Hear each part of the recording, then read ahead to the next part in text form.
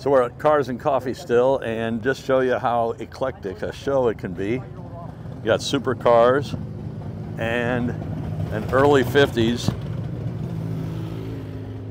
International. Has an S130 on there.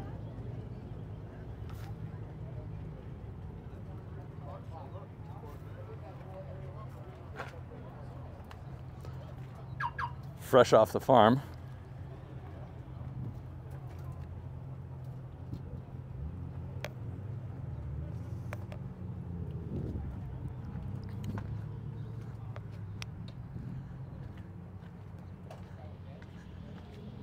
Rather unique.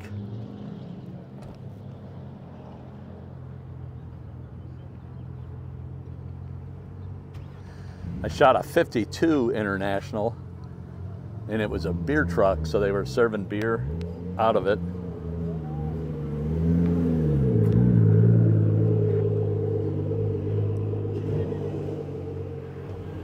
But I just wanted to shoot this just because how unique it is. Something you wouldn't expect to see at a Cars and Coffee. But there's a butt for every seat.